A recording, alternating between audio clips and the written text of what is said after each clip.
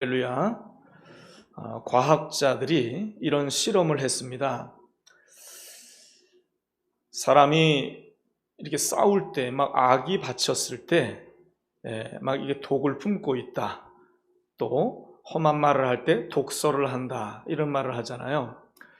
부부 싸움을 할 때 막 화가 나가지고 막 싸우잖아요. 그렇게 입김이 나오잖아요.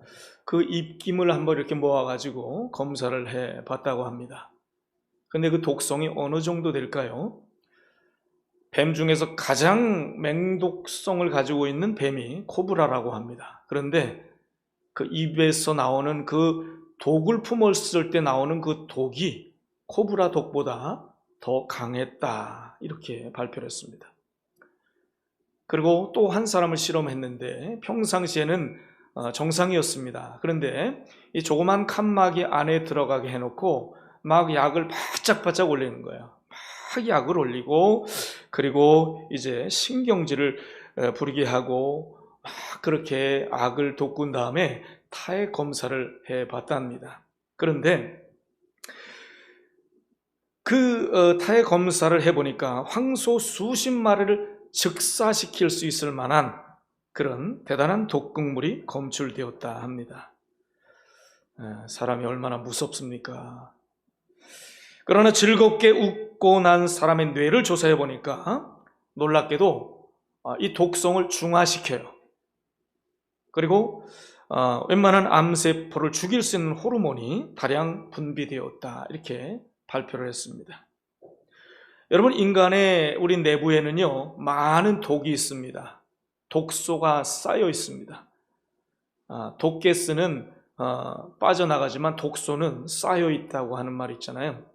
이 독소가, 수많은 독소가 쌓여 있어요. 그런데 이런 거 왜 생기냐?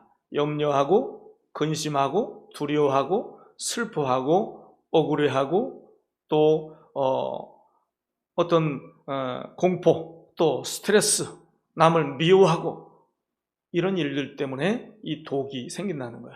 그런데 이게 평소엔 쌓이고 눌려 있다가 이것이 막 폭발합니다. 순간 폭발하면 이 엄청난 양의 독이 뿜어져 나온다는 것입니다. 그러나 어떤 독이라도 해소하고 암세포를 완전 죽일 수 있는 엔돌핀을 생산할 수 있는 기계를 하나님께서 우리 인간에게 주셨는데 그게 언제 발동하는가? 우리 인간이 마음껏 웃을 때 이 기계가 작동이 돼서 엔돌핀이 생성이 되고 또 모든 암세포도 물러가는 이런 역사가 일어난다는 것입니다. 여러분, 웃을 수 없는 그런 상황, 또 웃을 일 없는 그런 고통의 순간에서도 우리 주님을 바라보면서 주님이 뭐라고 하셨습니까? 항상 기뻐하라. 주님을 바라보면서 항상 기뻐할 수 있는 저와 여러분 될 수 있기를 주님의 이름으로 축원합니다. 여러분, 숫자 중에서 어떤 숫자를 가장 좋아하십니까? 아마 세상 모든 사람들이 가장 좋아하는 숫자 7이라고 그렇게 합니다. 행운의 숫자 7. 특히 서양 사람들은 럭키 세븐 해서 7자를 굉장히 좋아합니다. 7가지 무지개 이 무지개가 떠오를 때 사람은 희망을 품게 된다, 이런 말도 있습니다. 이 7이라고 하는 거 사람들이 굉장히 좋아하는데, 그런데요 사람보다 7을 더 좋아하는 분이 계십니다. 우리 하나님. 우리 하나님께서는 7이라고 하는 숫자를 너무너무 좋아하시는 거예요. 이 우주 만물을 7일 동안 만드셨습니다. 안식일까지. 그리고 우주 만물을 창조하시고 7일 단위로 일주일을 만드셨어요. 또 천지를 창조하신 하나님은 보시기에 좋았더라 7번 반복해서 말씀을 하십니다. 그리고 7째 날은 거룩한 안식일로 제정을 해 주십니다.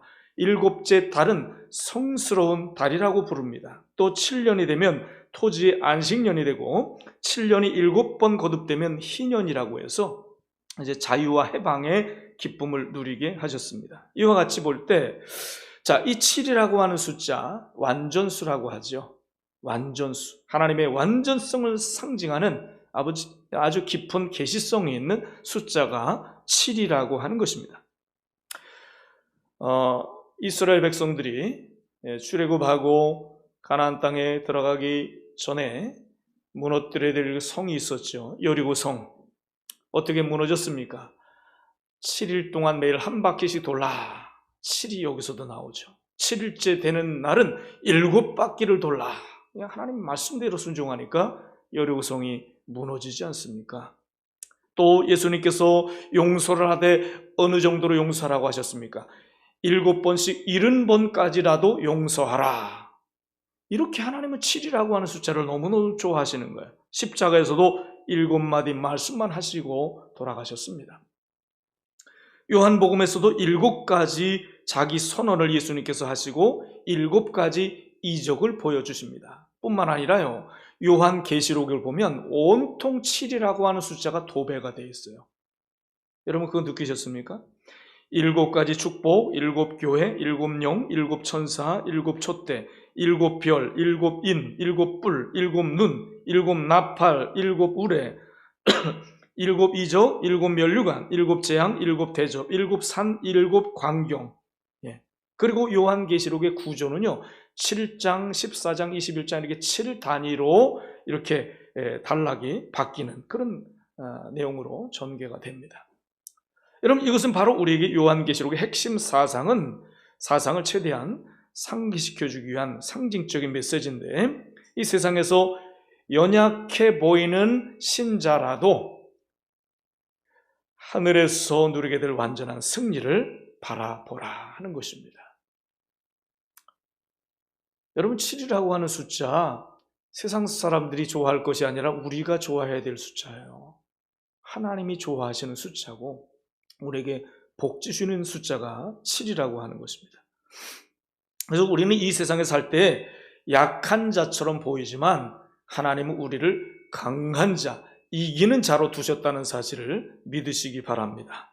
여러분 요한계시록에 7번에 걸친 승리의 축복을 집중적으로 강조했어요.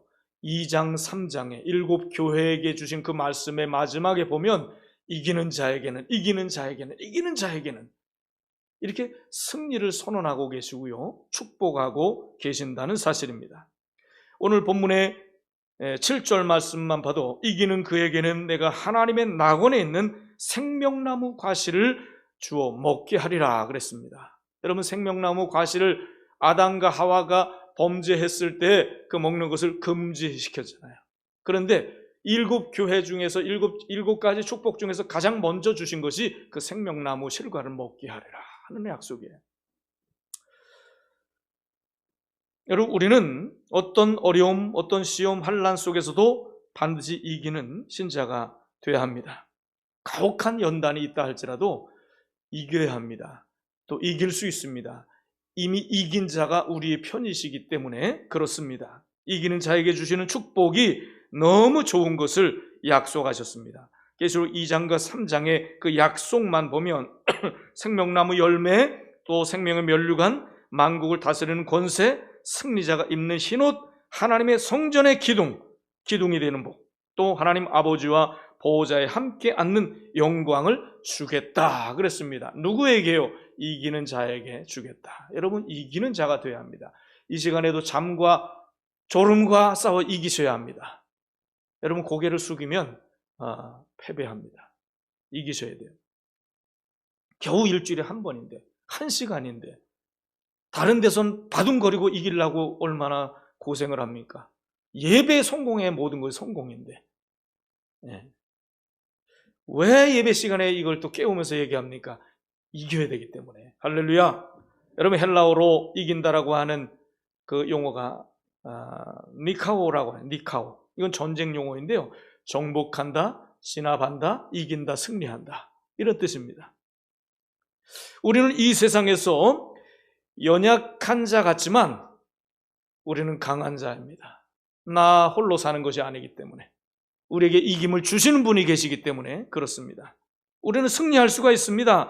거뜬히 이겨낼 수가 있습니다. 주님이 나와 함께 계시기 때문에 그렇습니다. 로마 황제 네로 시대 때에 가장 용감하고 신체가 튼튼한 40명의 전사가 있었습니다. 이들은 황제의 투사라고 불렀던 로마 원형 극장에서 경기하는 것을 보고 가장 건강하고 가장 용감한 투사들을 뽑은 거예요. 40명의 용사. 그들이 원형 경기장에서 결투할 때 황제를 위해서 손을 번쩍 들고 이렇게 외칩니다. 우리 투사들은 황제를 위해서 싸우겠습니다. 이렇게 크게 외칩니다. 역사상 가장 탁월한 투사들로 알려져 있습니다. 그런데 그 군사 중에 많은 사람들이 예수님을 영접했다라고 하는 소문이 그 네로 황제까지 들렸어요. 그래서 그 네로가 백부장 베스파산에게 이렇게 명령을 내립니다. 그들을 다 색출해내라. 그래서 황제의 특명을 받고 베스파산은 로마 황실의 모든 군대를 다 집결해놓고 너희 중에 예수님을 믿는 사람이 있으면 앞으로 나와라 했더니 예외로 그 40명의 용사들이 나오는 거예요. 베스파산은 깜짝 놀랐어요. 황제도 아끼는 인물들이었고 베스파산 백부장도 그들을 꽤나 아끼는 군사들이었습니다. 그래서 그들은 그 앞에 나와서 아주 꿋꿋한 자세로 서 있습니다. 백부장은 그들에게 설득을 합니다. 신앙을 포기하도록 설득을 하고 또 협박까지 합니다. 그래도 안 되는 거예요. 베스파산 그 백부장은 이제 해가 질 때까지 기다릴 터이니 다시 생각해 보라고 타이릅니다. 그러나 그들의 신앙은 초지일관이었어요. 전혀 흔들림이 없었습니다. 어쩔 수 없이 백부장은 그들을 호숫가로 데려갑니다. 옷을 다 홀딱 벗겨놓습니다. 그리고 그 혹독하게 추운 겨울밤에 얼음판 위에 그들을 세워놓습니다. 여러분 경험해 보셨어요? 얼음 위에 한번 서 보셨습니까? 맨발로? 아마 1분을 버티기가 쉽지 않을 것입니다. 근데 이들을 밤새고 그렇게 옷을 다 벗겨놓고 맨발로 그 호숫가 얼음 위에 서게 합니다. 얼마나 추웠을까? 얼마나 발이 시렸을까? 여러분 이런 고통을 어떻게 참을 수 있습니까? 여러분 우리가 가진 그 신앙은 이렇게 대단한 거예요. 코로나 정도 이거 무서워가지고 숨을 이유가 없는 대단한 것이지. 이게 신앙의 특권입니다. 이들은 너무 고통스러워서 하나님을 찬송하기 시작합니다. 그 찬송의 내용은 오 그리스도요 우리 주님의 용사들은 당신을 위해 싸웁니다. 주님이 주시는 승리의 면류관을 받기 위해 용감히 싸웁니다. 이것은 당시 로마 원형 경기장에서 핍박을 받고 고난받고 순교했던 그런 기독 신자들이 유대인들이 불렀던 그런 찬송이었습니다. 베스파산 백부장은 언덕 위에 모닥불을 피워놓고 따뜻한 모닥불을 피워놓고 자 누구든지 견디기 어려운 사람이 이쪽으로 올라와 불을 쬐라. 그러나 그들은 꿋꿋하게 믿음을 지킵니다. 밤새도록 그래요. 그런데 얼마나 추웠겠어요. 얼마나 고통스럽겠어요. 점점 목소리가 줄어듭니다. 그런데 그 중에 한 사람이 참다 못해 뛰어 올라옵니다. 그 모닥불이 있는 쪽으로 뛰어 올라옵니다. 신앙을 포기하고. 그런데 그들은 나머지 그 군사들은 또 하나님을 찬양하는 거예요. 오 그리스도요 우리 주님의 용사들은 당신을 위해 싸웁니다. 주님이 주신 승리의 면류관을 받기 위해 용감하게 싸웁니다. 그런데 베스파산 백부장이 그 모습을 바라보고 있는데 하늘에서 환한 빛이 쫙 내려오더니 그들 가운데 딱 그들을 포위하고 있는 거예요. 마치 불기둥이 내려와가지고 그들을 지켜주고.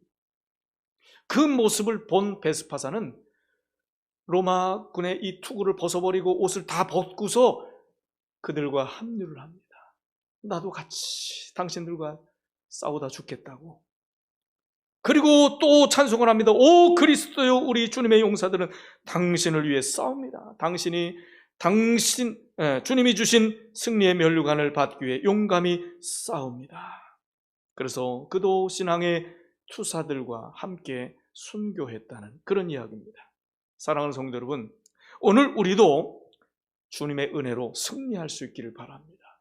승리의 신앙이 돼야 돼요. 신앙이라고 똑같은 신앙이 아니에요. 여러분 껍데기 신앙은 버림받는 거예요. 쭉정이는 날아가 버리는 거예요. 우리는 알곡 신자가 되어야 합니다. 비슷하지만 염소는 버림받는 거예요. 양이 되어야 하는 것입니다. 여러분, 심리학적으로 Future Perfect Thinking이라고 하는 말 여러분 들어보셨나요? 예전에 한번 소개한 것 같은데, 이것은요, 사람의 마음 먹기에 승리와 패배가 결정된다는 거예요. 미래의 완전한 승리와 성공을 미리 예견하고 살아간다는 것입니다. 나는 성공할 거야, 나는 승리할 거야, 내 사업은 잘 될 거야, 번성할 거야, 우리 가정은 행복할 거야, 우리 자녀들은 잘 될 거야. 미리 승리를 확신하면서 그것을 바라보면서 그렇게 믿고 살아간다는 것입니다. 이게 다른 거예요. 그래서 우리는 반드시 이기느냐 지느냐 둘 중에 하나일 것입니다. 우리는 반드시 이기는 신앙이 돼야 합니다. 그러기 위해서 세 가지를 여러분 잘 들으셔야 합니다. 그 첫째는 자기 자신과의 싸움에서 승리해야 합니다. 우리가 살아가는 과정에는 가장 큰 걸림돌이 있습니다. 무엇일까요? 자기 자신입니다. 92년도 바르셀로나 올림픽에서 금메달을 딴 황영조가 당신의 가장 강력한 경쟁자는 누구였습니까? 라고 하는 질문에 그는 이렇게 대답합니다. 저의 가장 강력한 경쟁 상대는 나 자신이었습니다. 저는 저 자신과 싸움에서 승리했기 때문에 이렇게 금메달을 딸 수가 있었습니다. 이렇게 대답을 합니다. 여러분, 가장 강력한 경쟁자는 자기 자신이에요. 나 자신을 이긴 사람은 승리하는 것이고, 나 자신과 싸워서 지는 사람은 패배자가 되는 것입니다. 우리가 잘 아는 사도 바울, 승리의 비결을 두 마디로 그는 고백합니다. 하나는 내가 내 몸을 쳐서 복종시키노라 하는 것과, 또 하나는 나는 날마다 죽노라. 이거 두 가지로 그는 승리했다는 것입니다. 여러분, 우리도 승리하기 위해서는 이겨야 돼요. 또 죽여야 돼요. 무엇을 죽여야 합니까? 두 가지를 죽여야 됩니다. 내 자존심을 죽여야 됩니다. 또 하나는 무엇을 죽여야 합니까? 내 속에 내재되어 있는 그 죄를 죽여야 되는 것입니다. 그래야 승리할 수가 있다 하는 것이죠. 바울 사도는 이렇게 간증합니다. 갈라디아 2장 20절에 내가 그리스도와 함께 십자가에 못 박혔나니 그런즉 이제는 내가 산 것이 아니요 오직 내 안에 그리스도께서 사신 것이라. 내 안에 그리스도. 여러분 맞습니까? 여러분도 그렇습니까? 똑같은 하나님을 믿는데 혹시 다르진 않습니까? 내 안에 그리스도께서 계신다. 영접한 사람은 내 안에 그리스도께서 살아 계시는 거예요. 그럼 이제 어떻게 살아야 합니까? 이제 내가 육체 가운데 사는 것은 나를 위해 사는 것이 아니라 나를 위해서 십자가의 몸보를 피 흘려주신 예수 그리스도를 위해서 사는, 이것이 우리의 삶이 되어야 된다라고 하는 것, 사도 바울의 고백입니다. 우리도 그 고백이 있어야 합니다. 할렐루야. 성도 여러분, 자기와의 싸움에서 가장 어려운 것이 뭡니까? 내 안에 깊이 뿌리박고 있는 죄성이라고 하는 것입니다. 그래서 우리는 예수 그리스도 안에서 이 죄성과 날마다 싸워야 돼요. 날마다 나 자신을 죽여야 돼요. 나 자신을 죽이는 것이 아니라 내 속에 있는 죄를 죽여야 된다는 얘기입니다. 여러분, 우리의 죄 가장 이 더러운 것.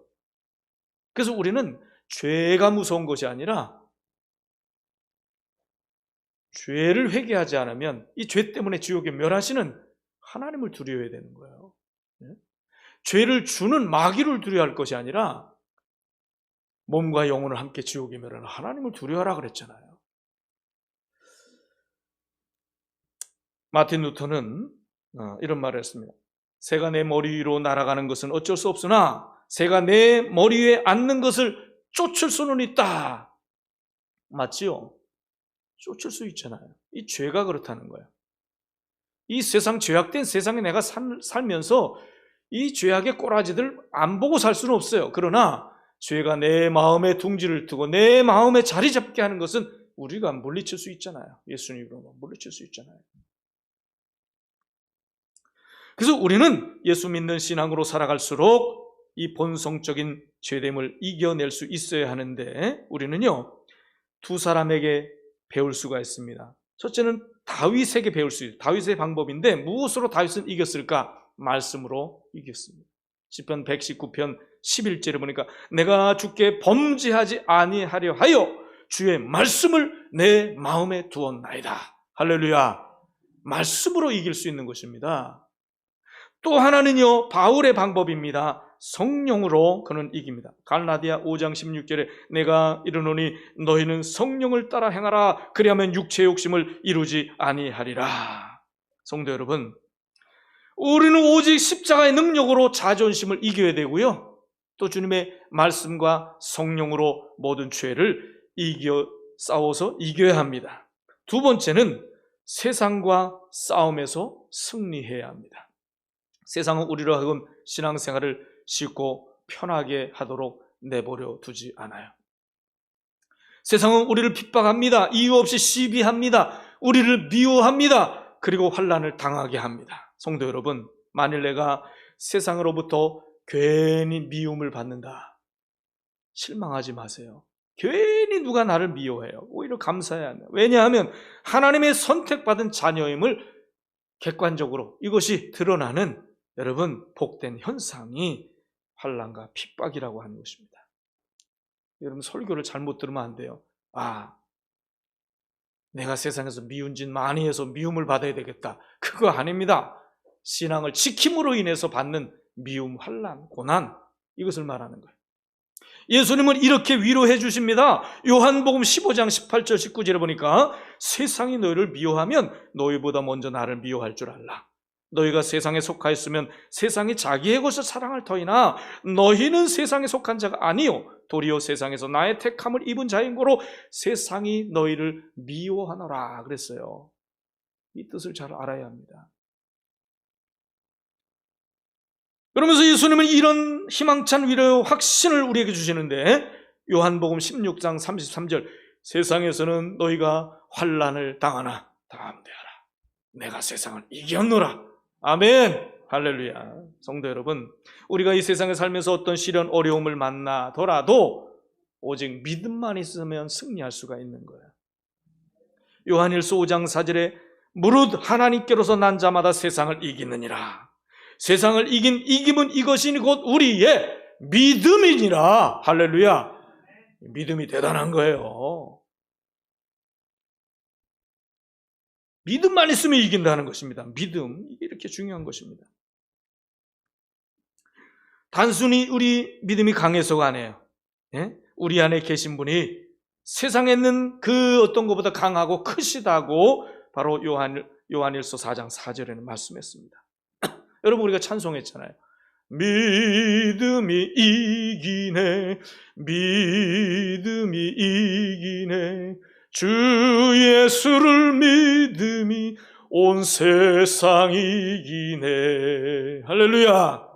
온 세상을 이길 수 있는 것이 오직 믿음이에요. 우리가 가지고 있는 믿음이 이렇게 대단한 것입니다. 세 번째, 마귀와의 싸움에서 승리해야 합니다. 여러분, 우리의 신앙생활은 결국 마귀와의 싸움이에요. 사탄은 거짓의 영입니다. 밀가부로도 우리를 까부른다고 누가복음 22장에 말씀했어요. 또 우는 사자같이 삼킬 자를 찾는다고 베드로전서 5장 8절에는 말씀합니다. 누가 말씀했습니까? 한때 마귀에게 완전히 농락을 당했던 베드로의 솔직한 심경을 고백한 거예요. 속지 말라. 나는 속았는데 너희들은 속지 마라. 마귀가 우는 사자처럼 두루 다니면서 삼킬 차를 찾고 있다. 예배 시간에 누구를 졸게 할까? 누구를 실패하게 할까? 세상 가운데 누가 넘어지게 할까? 하나님과 멀어지게 할까? 여러분, 우리가 삼킬 자가 되면 되겠습니까? 자존심 상하지. 이럴 때 자존심 상해야죠. 우리는 마귀와의 싸움에서 몇 가지 전략을 세워야 이길 수가 있습니다. 가르쳐 줄게요. 첫 번째, 야고보의 전략입니다. 마귀를 대적하라. 마귀는 대적해야 되는 것입니다. 여러분, 때가 되면 물러가는 것이 있고요, 물리치지 않으면 계속 머무르는 것이 있습니다. 감기는 때가 되면 물러가요. 감기 걸렸어요. 약을 열심히 먹어요. 일주일이면 떨어집니다. 약을 안 먹어요. 7일이면 떨어져요. 어차피 떨어져.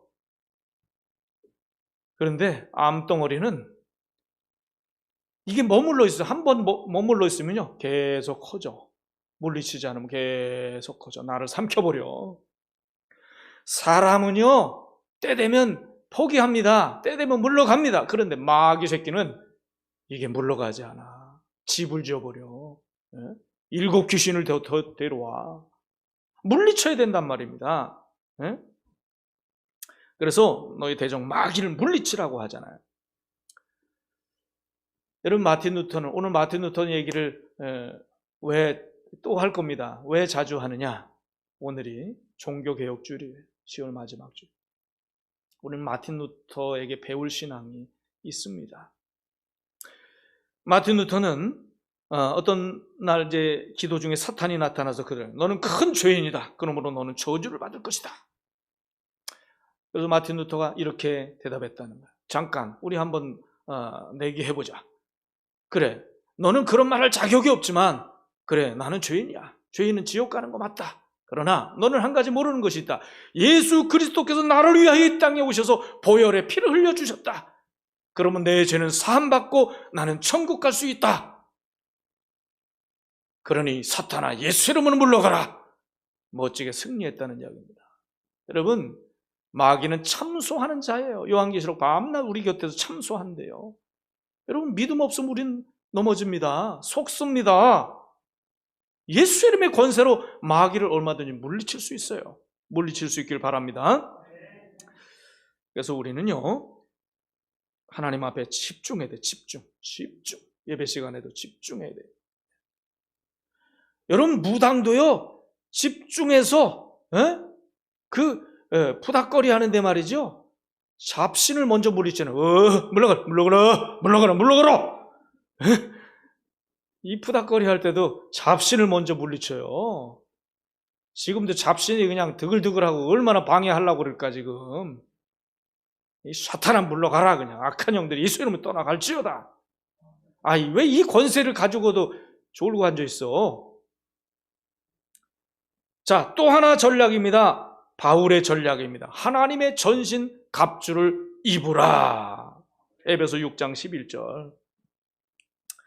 바울은 그의 삶에서 수많은 영적 전쟁을 했는데 영적 전쟁에서 승리합니다. 승리한 그 경험을 토대로 해서 승리의 비결을 가르쳐 준 거예요.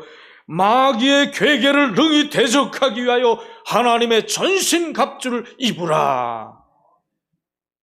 여러분, 우리의 힘으로는 사탄을 이겨낼 재간이 없습니다. 예수님과 함께 싸울 때 승리할 수 있는 거예요. 그 권세가 우리에게 있다니까요. 마틴 루터가 종교개혁을 할 때요, 그런 로마 교황 정부로부터 볼음스 회의에 참여하라고 소환을 받습니다. 가면 죽는 거예요. 그 상황은 가면 죽는 거예요. 얼마나 두려웠겠습니까? 그런데 그는 하나님을 바라봤어요. 예수 그리스도가 누군가 이것을 생각했습니다. 그러면서 그때 하나님이 주신 감동을 가지고 불렀던 찬송이 있는데 585장입니다. 585장. 내 주는 강한 성이요 방패와 병기 되시니 큰 환난에서 우리를 구하여 내시리로다. 여러분, 우리 예수님께서 내 강한 성이 되시고 방패와 병기가 되시는데 뭐가 두렵겠어요? 또 2절은 더 큰 확신을 줍니다. 내 힘만을 의지할 때는 패할 수밖에 없도다. 힘 있는 장수 나와서 날 대신하여 싸우네. 힘 있는 장수가 누굽니까? 예수 그리스도입니다. 예수님이 누굽니까? 전지전능하신 분입니다. 그분이 나를 위해서 싸우는데 뭐가 걱정이에요? 두려울 게 뭐가 있습니까? 백전백승이지. 결론입니다. 예수님을 힘입어 승리합시다. 오늘 우리는 보이지 않는 영적 대결 시대를 살아가고 있어요. 마귀는 어떻게든지 우리를 무너뜨리려고 합니다. 밀가부르듯 까부르고 있고요, 또 우리를 삼키려고 합니다. 요즘 전 세계적으로 이 사탄 숭배자들이 얼마나 많아요. 기독교를 도전합니다. 적그리스도들이 교회까지 침투하고 각종 방법을 동원해서 기독교를 무너뜨리려고 하는 시대입니다. 정신 바짝 차리지 않으면 승리할 수가 없습니다. 우리는 그러나 예수님을 힘입어 이길 수가 있다는 것입니다. 성경에는 완전한 승리를 보장해 주십니다. 오늘 본문에서도 마찬가지고 또 2장 3장 전체에 보면 7번이나 그 승리에 대한 이기는 자에게 주시는 상급을 우리에게 주신다고 준비해 놓고 계신다고. 누구에게? 이기는 그에게는, 이기는 그에게는, 이기는 그에게는 반드시 이겨야 한다, 이겨야 한다. 주님이 우리에게 이렇게 강하게 힘을 심어주고 계십니다. 여러분, 이 말씀을 통해서 절대적인 확신을 가지시기 바라고, 주님 다시 오실 때까지 이 믿음을 가지고 승리하는 저와 여러분 될 수 있기를 주님의 이름으로 축원드립니다. 다 같이